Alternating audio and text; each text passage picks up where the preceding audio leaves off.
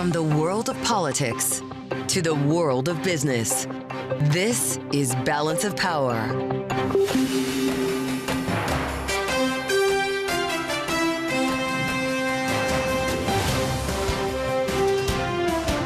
Live from Washington, D.C. From Bloomberg's Washington, D.C. studios to our TV and radio audiences worldwide, welcome to Balance of Power. Alongside Joe Matthew, I'm Kaylee Lyons. President Biden touts his foreign policy legacy, the first of many farewell speeches in the final week of his presidency. Compared to 4 years ago, America is stronger. Our alliances are stronger. Our adversaries and competitors are weaker. We'll have more on the foreign policy changes to come in the incoming Trump administration and the U.S.-Canada relationship specifically with Canadian Ambassador Kirsten Hillman. And ahead of hearings for 13 of Donald Trump's cabinet nominees in the Senate this week, the president-elect's convening House Republican lawmakers at Mar-a-Lago. We'll have more on the legislative agenda with Republican Congressman Michael McCaul. Thanks for joining us as part of your Monday here on Balance of Power on Bloomberg TV and radio. I'm Joe Matthew alongside Kaylee Lyons. This is it, the last week of Joe Biden's presidency. It's kind of remarkable. A week from now, we'll be covering the inauguration or the aftermath of the parade following Donald Trump's swearing in. And so it begins. A bit of a long farewell from Joe Biden. He spoke with members of the State Department about his foreign policy legacy earlier today. Just consider Russia. When Putin invaded Ukraine, he thought he'd conquer Kyiv in a matter of days. But the truth is, since that war began, I'm the only one that stood in the center of Kyiv, not him. Putin never has. For more, let's bring in Bloomberg's Mario Parker. So, Mario, of course, the State Department speech today is kind of a precursor, if you will, to the big Oval Office address on Wednesday. All of it may be defining the legacy, yes, but there are a few things that this administration would like to see buttoned up before they leave office. Yeah, absolutely. You're seeing some of that happen right now with the administration boxing in the Trump administration on some of the sanctions, some of the sanctions, et cetera, toward Russia. I mean, we had Jake Sullivan in earlier today, and what we're largely seeing from the Biden administration is them defending their record. Now, one would argue that there's some unfinished business, right? There's Russia, Ukraine. And while the president has said that Putin, the war has gone longer than Putin envisioned, it's still one of those things where it's left to his successor, predecessor turned successor, even as Biden touted to voters his foreign policy bona fides. Really interesting conversation here at Bloomberg with Jake Sullivan, to your point, Mario. Bloomberg's Jenny Leonard sat down with Sullivan. He's the outgoing national security advisor, with a bit of a status update on a potential ceasefire between Israel and Hamas. I think the pressure is building for Hamas to come to yes. I think Israel also has achieved a huge amount of its military objectives in Gaza, and therefore they are in a position to be able to say yes. So there is a distinct possibility that we can get this deal done this week. With shades of Carter and Reagan, Donald Trump also has a team working in tandem to try to reach a similar deal. Who gets to the finish line? Well, one thing, the Jenny Leonard, our colleague who conducted the interview, the to be sure was that we've seen this movie before, right, where we were right there, we were close to getting a deal, and something fizzled out. Whether or not there's some talk about Benjamin Netanyahu wanting to give Trump a win, we are getting close to inauguration. That is looming ahead of us. But there is the fact that Jake Sullivan is saying that maybe something gets done during Biden's remaining term in office over this next week or so. That would be pretty remarkable if the timing worked out that way. Bloomberg's Mario Parker. Thank you so much, Mario. Dozens of Republican House members paid a visit to Mar-a-Lago over the weekend, as we've been reporting, to talk about the congressional agenda with the president-elect. Among the issues tackled, SALT, the state and local tax deduction. A priority, of course, for states like New York, as we discussed earlier today with New York Congresswoman Nicole Malliotakis, described some of the options being discussed for SALT relief. How do we hold the mayors and the governors that are treating taxpayers like ATMs accountable? And so we have to see if this can legally be done. That's the big question. Can we, let's say, double this deduction and then say maybe it goes up, it triples or quadruples if your state takes action to freeze, put a cap on property taxes and freeze income taxes or reduce them? You know, these are ideas that we're tossing around. Joining us now with more, Bloomberg's Megan Scully with her eyes on Capitol Hill. Lawmakers coming back to town from the big weekend at Mar-a-Lago. What do you make of this? The deduction goes higher if your state freezes or lowers property taxes. Is that the solution? It seems very complicated. It sure does. And I feel like this meeting at Mar-a-Lago on SALT was just the beginning of these negotiations. It gets really complicated when we go into the very obscure process called reconciliation and, what can and cannot happen in that process, whether they can make demands on states in terms of, raising or lowering taxes and all of that. There was a lot of happy talk coming out of that meeting. They were excited to talk to the president-elect and, they had a good conversation. But the fact of the matter is there is no decision on how we can proceed with SALT here. And, Speaker Johnson and Donald Trump are really kind of stuck in a hard place right on this issue because the majority in the House is so narrow. And while Republicans in high tax states want to increase significantly, more than double the deduction, there are Republicans in other states who don't want that to happen. And, Mike Johnson needs to please everyone. Yeah. Well, okay, so that's something that we're going to have to think about in both the House and the Senate. But before we can even get there, we have to get into the next administration. And before that happens, before Donald Trump takes the oath of office a week from today, 13 of the people he has nominated to join his second administration will have hearings in the Senate this week, beginning with Pete Hegseth tomorrow. What will you be watching for a signal as to whether or not he is going to be able to make it through? Going to be watching very closely Joni Ernst and others on that committee as well. But I think Joni Ernst remains that sort of linchpin Republican vote for him. She has said she would support him through this process, but has not endorsed Hegseth. She's asked a lot of hard questions of him in a series of meetings. I'll be very curious to see when it's her time to ask questions, the tone and tenor of her questions, as well as what she's asking him about. Is she asking him about sexual assault? Is she asking him about his stance on women in combat, which is very controversial? Yeah. Remember, she is a combat veteran. She's also a sexual assault survivor. So there could be some fireworks there. And I think we're going to see Democrats like Elizabeth Warren really trying to stoke those flames. And it will be interesting to see how Republicans respond. I even saw some of her questions. I think she had 52 of them, something like that, 72. Yeah. Does it ride on Hegseth's confirmation, ride on any new information that comes out? In other words, if this is everything we have that we hear in the confirmation hearing, he's probably got the votes. Yes, but I do think a lot of this is going to come down to his demeanor in the hearings. He, being a Fox News host, he doesn't come at this with the same kind of pedigree that Lloyd Austin or Donald Rumsfeld or Dick Cheney did. He is coming at this pretty cold. Like, this is his first confirmation hearing. And this is, a job in which he'd be running the world's largest bureaucracy. If he can't stand up to some tough questioning, I think you could have some Senate Republicans maybe wobble a little bit on the nomination. All right, Bloomberg's Megan Scully. It's going to be a busy day tomorrow on Capitol Hill and certainly the rest of the week. And still ahead, 1 week until Trump's inauguration, and countries are bracing for tariffs that could be coming. We'll have more with Kirsten Hillman, Canada's ambassador to the U.S., next on Balance of Power on Bloomberg TV and Radio.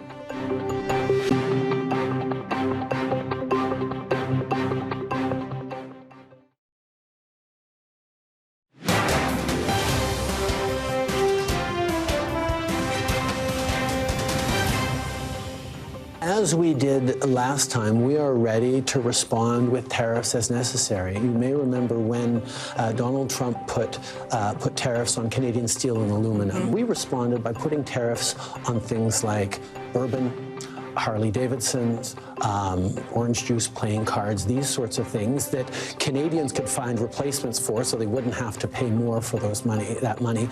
And it ended up causing a lot of loss in American businesses for whom Canada is their #1 export partner. Canadian Prime Minister Justin Trudeau on MSNBC yesterday, speaking as Trump threatens to place a 25% tariff on Canadian goods. Joining us now for more here on Balance of Power on Bloomberg TV and radio is Kirsten Hillman, Canada's ambassador to the U.S. Ambassador, great to see you in our Washington studio a week out from Donald Trump's inauguration. If on January 20th or on January 21st he says, yes, tariffs are going to affect on everything coming out of Canada, is Canada ready to retaliate on that same day? So Canada will be ready for whatever comes our way, as the Prime Minister said. I'm really hopeful that we're not going to get to that place. It's not good for the U.S. It's not good for Canada. And there's a lot of good things we can be doing together right now in energy and in all sorts of other areas of trade. Canada's the #1 customer of the United States, right? You sell more to us, to Canada and to Canadians, than to China, Japan, the UK, and France combined. So if we end up in a sort of a tariff back and forth, there's a lot of Americans who export to Canada who are going to, I think, be in rough shape. So hopefully we're not going to get there, and we're working hard to make sure we don't. It goes both ways, of course. We buy a lot of stuff from you, too. We do. And the president-elect in his news conference just last week suggested that we don't need anything that Canada has. What's in the highest demand from our side of the border? A third of what we sell to the United States are energy products. So we sell oil and gas. We sell crude oil that goes to your refineries that is then exported elsewhere or used in the United States, keeping your gas prices low. We sell electricity. We power over 60 million homes in the United States, from Quebec and Ontario, hydropower coming down to the United States. We sell you a third of the uranium that you use in your nuclear reactors, and we have more to sell. And these are products that have have really important value in the U.S. for your economy, for your consumers. So, with the greatest of respect to President Trump, there may be other ways in which to fill those needs, but they will be more expensive, less reliable, and they will lead, as I say, to a bit of a tit for tat, when really what we should be doing is working together, especially right now. I mean, right now we're facing quite a generational challenge from adversaries and competitors, China and Russia. A lot of the products we sell to you, if you weren't buying them from us, those would be some of your other sources. So why would we break down this partnership and have Americans have to turn to some of these unreliable and sometimes even adversaries? When you say tit for tat, Ambassador, if this is where ultimately all this could go, should we understand tit for tat to literally be dollar for dollar? Look, I think I can't speculate on that. I think that really, and you know what, I don't actually think it's super constructive to speculate on that. I think we want to see what the president decides to do. We want to not get, as they say, over our skis, ahead of ourselves. We want to respond in a way that, where we're standing up for Canadians. They will expect us to stand up for ourselves. But on the other hand, not escalate, because the last thing we want to do is escalate. It's not good for either of us. It's the opposite of what we want to do. So in the abstract, almost an impossible question, frankly, to answer. You were very diplomatic last time you were here, just off your visit to Mar-a-Lago. Yes. This is when the whole 51st state thing was out there, and I was trying to get from you whether you were taking this seriously, this whole do you take him seriously or literally question. Right. And you were kind of laughing it off at the time. You actually were very upbeat about it. You talked about kids running around on the patio, that there were families there. You talked about a lot of things. He walked Justin Trudeau to the car. Lots happened since then. How do you feel now? Yeah, I think that's a really fair point. There has been a sort of a change in the tenor of the president's comments, a change that I think Canadians have really noticed and not always really appreciated. But ultimately, the relationship between our two countries is built on the millions and millions of people on both sides of the border who are doing stuff together every day. Businesses, researchers, students, tourists, families. It's sort of the list goes on and on. I think that President Trump, look, he's a negotiator. He's spent his entire career in commercial negotiations. He is positioning the United States for a discussion that we will most certainly have after inauguration, once his team is fully in place. And I just, I look forward to getting to that discussion. Yeah. I look forward to moving forward to serious conversations about serious issues like how we work together to make our two countries stronger and not sort of fight between ourselves. Because you know what? The only country that wins, just to be very blunt, the only country that wins in that is China. right? If we are weakening each other's economies, if we are weakening each other's national securities, if we are weakening each other's ability to compete on the global stage and to be leaders, the president's very interested in energy dominance. We are a partner in energy dominance. The president's very interested in Arctic security and national security. We are, we only have one border, and it's with you. And we take that border very, very seriously. We talked about that last time. Yeah. Canada is putting $1.3 billion into new equipment, new surveillance, new officers. So let's talk about that, right? Let's get down to real business, doing really good, important things. And I'm confident that that's what the Trump team wants to do, too. They're just sort of, positioning themselves to get ready for that. Well, and to your point, when he made that initial 25% tariff threat, he specifically talked about the border and the flow of what he sees as illegal migrants and drugs over it. So when you framed this as a negotiation, is there anything that Trump has raised that Canada is not willing to put on the table, or are you actually aligned on all of the issues he has raised here? I'll be honest, I can't think of something where we wouldn't be interested in pursuing a deeper integration and conversation. In the areas where our economies are really working together or our national security is working together, nothing's off the table. We'll talk about whatever of course we would. Why wouldn't we? Other than losing that border altogether, which he has floated. Right. I don't think that's a real proposition, and I don't think Canadians are interested. But, I understand why the president would be interested in our magnificent country. It is a magnificent country, and we're very proud of it, and we're very happy to be your closest neighbor and friend. He referred last week to our northern border as an artificial line. How did that go over in Canada, and how would you describe it? Well, it probably depends on who you talk to. I think most Canadians just are not going to really take that literally. I think, again, it's seen as positioning for a conversation. It's not an artificial line. It's as real a line as any border in this world. But it is a line that, I'll tell you, it's a line where we have over 400,000 people between our two countries crossing that line every day.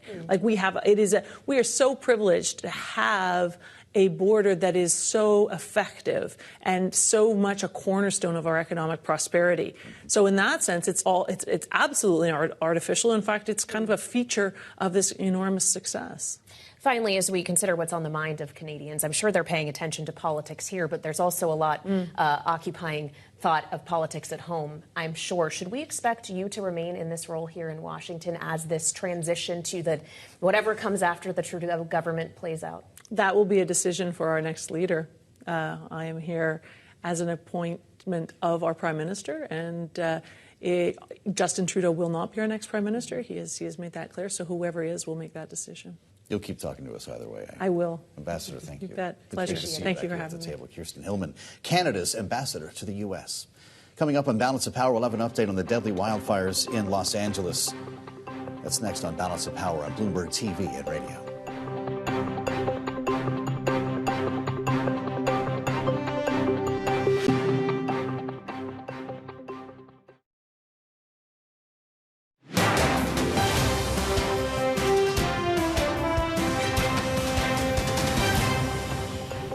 Severe fire weather conditions will continue through Wednesday.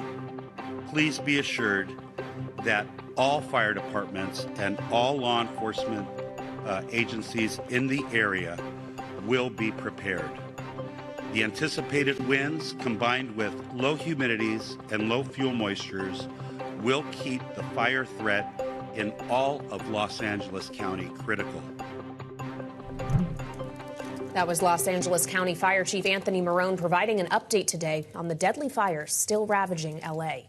And joining us now for more here on Bloomberg TV and radio is Bloomberg's Los Angeles Bureau Chief John Gittelsohn. John, thank you for being here. Obviously, we are seeing the destruction and the ultimate toll of this. These figures just go higher. More than 24 lives have been lost to this fire, more than 12,000 structures destroyed. Where exactly are containment efforts now? And is there a concern that there could be some backward steps taken here, given the weather expected over the coming days? Right. Well, the containment is relatively small still. And containment is basically where they've had a firm ring that will prevent the fire from spreading. They've done their best to protect structures and people. but there's a lot of sort of brushland chaparral that are extremely flammable. And if the wind fans flames, we don't exactly know where it'll be next. So there's a lot more people that are in place now to be able to fight something. And the thing we haven't had is rain, which will be the ultimate thing we need to put out all these fires. So how much of this, John, is about surging resources into the region or just simply waiting for more favorable weather? I would have to say both. I mean, they've had a week almost to bring in people, resources, to build containment lines around these fires. But ultimately, it has to stop. There has to be rain. And then the other thing is, during the worst of the fire, they couldn't send out aircraft to prevent the, to drop water and fire retardant, because it was so windy that A, it was dangerous to fly, and B, if they dropped anything from their plane, it would just be blown away into small mist and be totally ineffective. Well, obviously that is incredibly difficult in terms of conditions for firefighters to be working against here when we consider the efforts to contain the blazes. But once they are contained, and we all hope that that happens soon, John, there's going to be a massive looming question about the rebuilding of these vast areas of Los Angeles that have been completely destroyed by these blazes. What is the latest on funding questions, whether it be from insurance companies, from the federal government, from what the state of California will provide? Is there going to be adequate money for damages that could be in the hundreds of billions of dollars? That's definitely something to be determined. Another sort of wild card is what the Trump administration will do, because that money is definitely not going to be, allocated in the next week. And so really what ultimately ends up is, under the Trump administration, because they're the really big piggy bank. California has limits, even though we're like the 5th largest economy in the world. California alone can't pay for everything that needs to be, replaced. Insurance is a big question out there. I mean, there was an AccuWeather report that said more than $230 billion or something like that of total damages and lost wages as a result of this. But insurance cost, according to Wells Fargo, was something like 30 to 50 billion. Still a lot of money. A lot of that's reinsured. And much more to talk about on that front, hopefully with your help, John. Thank you for your great reporting. Bloomberg's John Gittelsohn with us from our L.A. bureau tonight. Coming up, Bloomberg's conversation with Republican Congressman Michael McCaul of Texas. That's next on Balance of Power. This is Bloomberg TV and Radio.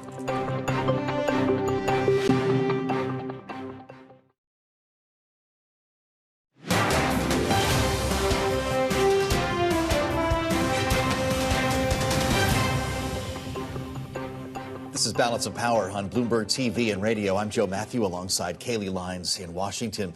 Republican House members spent the weekend at Mar-a-Lago, as we've told you, but have yet to announce an agreement on how to proceed with legislation on border security and the Trump tax cuts. Is it one bill or two? Earlier today, Bloomberg's Texas bureau chief Julie Fine sat down with Republican Congressman Michael McCaul of Texas about finding consensus for these priorities with such a slim majority in the House. We have what we call the trifecta, the House, Senate, White House. We know we have to deliver, and we have a short period of time to do it, probably the first 100 days, to pass a reconciliation plan budget that will include both border security, it'll include defense, energy, and the tax extenders, which is a big part of our agenda. It's a very ambitious agenda. To your point about unifying, I think what we saw with the speaker's race is that Trump really became the great unifier, getting the people who weren't on the same page to unite around one candidate. I think he'll do the same thing with the reconciliation bill. So you think in that respect he's actually going to unify Congress? I think so. I mean, he's got tremendous influence, more than any other political figure out there. I think a phone call from him, as you saw with the speaker's race, can change votes. Now we have inauguration in just a week. The incoming president has promised a flurry of orders on immigration. So he's talked a lot about mass deportations. I mean, what does that look like? I think, to be realistic, and I was a federal prosecutor, chairman of Homeland, you have to have the capacity built out to do this. ICE does not have enough agents to deport, nor do we have the airplanes to deport 20 million people. I think what they're going to do, as we normally do, is prioritize the dangerous criminals, dangerous felons, the ones who got in and that shouldn't have, that got released by Secretary Mayorkas when he changed the policy. And so I think you'll see those people on the list in the beginning, and then we'll have more of a political debate about what to do about the others. And recently I heard incoming border czar Tom Homan speak, and he talked to everyone in the crowd basically saying, I want to do all these things, but I need money from Congress. Do you think he'll get the money that he wants, and should he? I think I think there was a mandate. The border was probably one of the biggest issues in the presidential contest, and I think because people saw what Biden did, he rescinded the policies like Remain in Mexico that were working, which said basically if you're going to try to come in under political asylum, you're not going to be released in the United States. You're going to remain in Mexico. And you know what? It worked. So we're going to go back to that, and we're going to fund the technologies and physical infrastructure and the agents necessary to secure it. We were on that path, Julie, and the Biden administration completely opened it up. You are chairman emeritus for foreign affairs, so I want to talk to you a little bit about Ukraine. I mean, should there be a deal on this, or at this point, has Ukraine fought for so long, for so hard, should they keep everything they have currently? I think it's going to be very difficult. I think you're seeing both sides trying to change the map because going into the negotiation, they'll want to have more control. The thing I worry about is this administration, the Biden administration, has put so many restrictions on the weapons that I signed off on to go in to Ukraine to be used against the Russians, that they don't have the leverage, I think, necessary that's strong enough to cut a good deal. I know that the Trump people floated a proposal of a demilitarized zone with some sort of NATO or EU police force in the Donbass and Crimea. That was rejected out of hand by Putin. You know, when you hear President Trump talk about Gulf of America, adding Canada as a state, there are issues like Russia ahead. Is that frustrating to you? How do you push on with things like that? Russia and China, I should add. Right. Well, our adversaries are, Russia, China, Iran, North Korea. They're all tied together. They're all in this. I mean, the Ayatollah is threatening the Middle East and Israel. And you got Putin threatening Eastern Europe and Chairman Xi threatening the Indo-Pacific. They're our adversaries, not our friends. When Trump says those sort of things, I think almost it's in an imperialistic way that we want to go back to having Panama, that Greenland's got all this these natural reserves. And it's interesting. I don't think we're going to invade Greenland, though. Let's talk a little bit. I want to get through a few more things. Economists have said that tariffs could really drive up the economy, drive up inflation. I mean, are tariffs just a negotiating tool, or do you think we're going to see them? Well, I think you're going to see them. I think with respect to Mexico, you'll see a threat of tariffs to effectuate a better policy, for instance, going back to remain in Mexico. Currently, the president of Mexico is not willing to do that. But if the tariffs are threatened, I do think they will go back to that policy that they did before under the threat of tariffs. Now, our state of Texas, Mexico is our largest trading partner. And so massive tariffs, if they go into effect, would have, I think, a very negative impact on the state. When we talk about other countries, let's talk a little bit about Elon Musk. What do you think of his influence, whether he's talking about foreign affairs or he will have the president's ear? He already does, especially when it comes to Doge. What do you think of that? I think, he got a certain element out there of younger people involved in technology and efficiency to vote. I think that was part of the mandate that he got. And the excitement that Elon Musk brought to the campaign.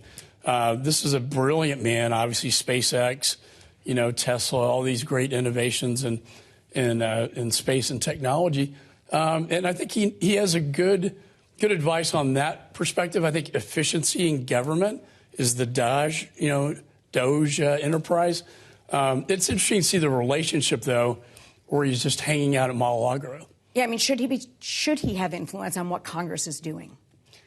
I mean, for better or for worse, he's there. And I think his voice will be as strong and as loud as Trump allows him to be that way. I think you get two alpha males, and it'll be interesting to see how this dynamic relationship plays out. One thing Congress will have to decide on very quickly are the wildfires in California.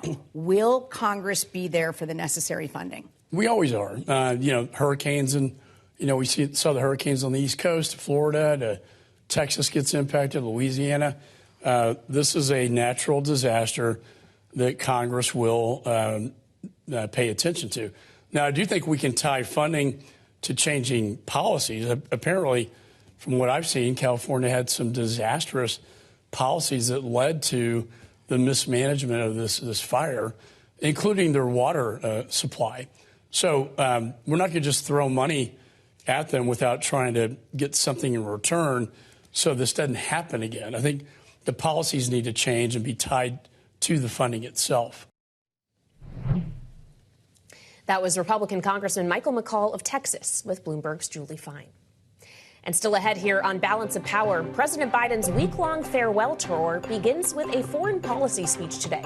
Our political panel will join us next for more on Bloomberg TV and radio.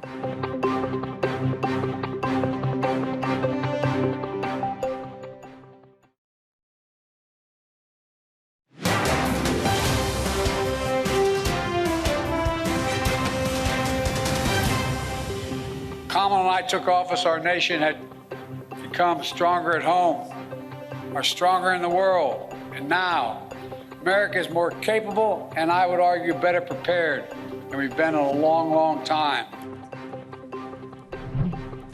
President Biden earlier today reflecting on his administration's foreign policy accomplishments. Joining us now for more here on Balance of Power is this evening's political panel. Matt Gorman, Executive Vice President of Targeted Victory and Republican strategist, alongside Bloomberg Politics contributor Jeannie Sheehan Zaino, Senior Democracy Fellow at the Center for the Study of the Presidency and Congress. Welcome to you both. Jeannie, to begin with you, as this is really the beginning of what is going to be a week of Joe Biden trying to talk about and in some way cement his legacy before he leaves the White House a week from today. Was this a precursor to the Oval Office address he's going to give on Wednesday, or does he actually need to speak more about what he did domestically rather than abroad to the American people? Yeah, it seems like they're splitting it into two parts. And I think today was the foreign policy component. And I think we will hear more on Wednesday from the Oval Office about domestic policy. But I think he may sprinkle in some foreign policy as well. And in today's day and age, it's really hard to separate the two. You know, one of the big foreign policy issues is, of course, climate change. And that is something that has domestic policy components and foreign. So hard to divorce. But I think today he was trying to brandish what he has done from the foreign policy arena. And it's something we've heard a lot of folks from the administration doing over the last few weeks, including Anthony Blinken and also Jake Sullivan, who have been out making the rounds, trying to shore up the legacy of the Biden administration as it pertains to so many of the hot spots in the world. Well, we've got a bit of a split screen going on right now as Joe Biden continues his farewell tour and tries to pursue a ceasefire still in Gaza that he would love to roll out, a hostage deal potentially before he leaves office. Then, of course, Donald Trump, the president-elect, is busy doing the same. During the White House briefing today, Press Secretary Karine Jean-Pierre had this to say when asked whether Joe Biden should stay out of the spotlight following his presidency. I think anybody who has served that long and does it from their heart and soul because they believe this country deserves so much more. They believe that the American people deserve more and has worked day in and day out, and certainly as president in the last 4 years, I think deserves some respect. I think he deserves some respect. So have some respect, Matt, but I do wonder, does Joe Biden have a place in the political conversation after this week? No, he didn't have a place last year, and that's why he had to leave the ticket. I mean, look, I think one of the interesting things is that foreign policy was really the issue that showed, I think, the American people the emperor had no clothes. If you remember, he had, 55, 60% approval ratings up until August 2021. And that disaster in Kabul with Americans leaving Afghanistan is what really undercut his biggest argument, was that the adults are back in charge. So, while economic and inflation were certainly probably the reason he lost, his big downward swing was thanks to foreign policy. Well, it was interesting, Jeannie, because he didn't really shy away from Afghanistan in this speech today. He actually talked about it as being a success, that he's the first president in decades that can say the war in Afghanistan is over as he leaves office. Should he be chalking that one up in the victory column? Yeah, it's, the pullout, as Matt mentioned, was horrendous. But the reality is, from Joe Biden's perspective, this was a promise that he made, and he kept it in terms of ending what was the longest war in U.S. history. And many people forget that. And he was not the first president to say that he would end that war. But unlike some of the previous presidents, he actually did. Now, the way in which they did that was absolutely horrendous. And that is something that, as Matt mentioned, the polling shows that he took a big hit on. I think the other thing we forget about Joe Biden is he originally came to the vice presidency as a result of his foreign policy credentials and serving as the chair of the Senate Foreign Relations Committee and the work he did there. I mean, that was why Barack Obama ended up tapping him, because Barack Obama came to office without that foreign policy credential. And so he was tapped for that, and he tried to see that through. And it is a mixed record, to say the least. But, I give him credit for addressing Afghanistan today. Well, he hasn't used the Oval very often as a platform to address the American people. Those will be the optics on Wednesday night, Jeannie. There's something old-fashioned about a presidential address at 8 o'clock at night. He's going to be speaking to the American people in prime time. Who's going to be watching?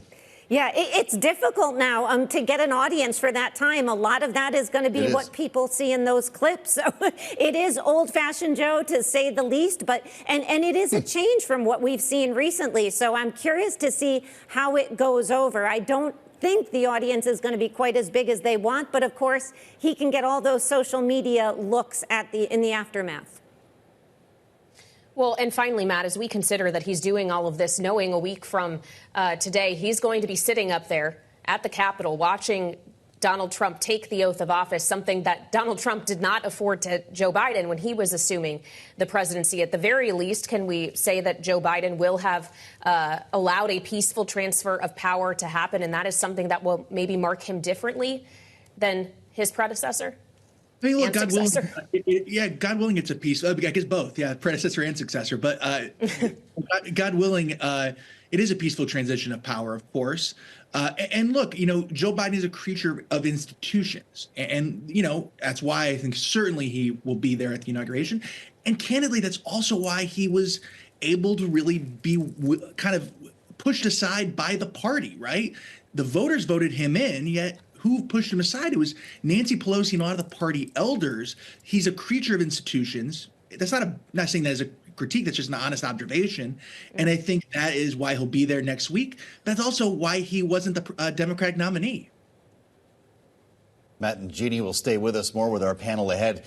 Here on Balance of Power, as Senate confirmation hearings begin this week, we've got more than a dozen to prepare for, with Donald Trump's defense pick, Pete Hegseth, set for tomorrow. More with the panel next on Balance of Power. This is Bloomberg TV and radio.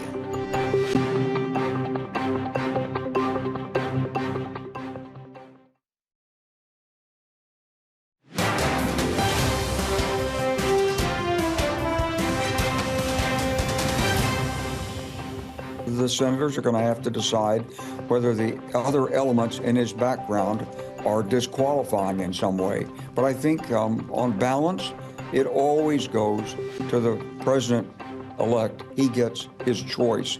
So I think it's going to be difficult, no matter what some Democratic senators say about him and his attitudes, what he's written in books and so forth. I think it's going to be difficult to deny him the nomination. Retired General Wesley Clark, the former NATO Supreme Allied Commander for Europe, 34-year veteran of the U.S. Army, talking with us on the early edition of Balance of Power. You might remember he was a presidential candidate, too. Really struck by his answer there, talking about Donald Trump's defense secretary nominee, Pete Hegseth, whose Senate confirmation hearing is set for tomorrow.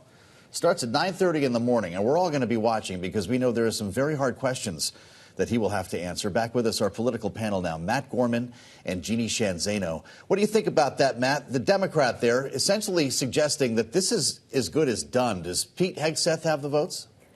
Yeah, Wesley's right. I think Pete has the votes. And look, this is what he does for a living. He's a media personality. He knows how to answer questions. This is going to be his forum. And I'm sure he's been prepping for this. They go through this very rigorously. And look, let's also not say this, that Republicans might vote against him or a couple other nominees. Let's not be surprised in that, but that doesn't mean he's not going to get confirmed. They have a 3-vote threshold, so don't be surprised if you see Susan Collins or Lisa Murkowski vote against him, but there not be any sort of problem with his nomination. Well, so weigh in here, Jeannie, as we consider the prospects of Pete Hegseth realistically. Is he the one that Democrats would most like to see go down, knowing that there are other controversial nominees out there and Republicans may have to pick and choose their battles here? You know, I think he's one of the 4 that they are most concerned about, but there's a lot on that list, including, you know, Tulsi Gabbard, RFK Jr., Kash Patel. I mean, the list goes on and on.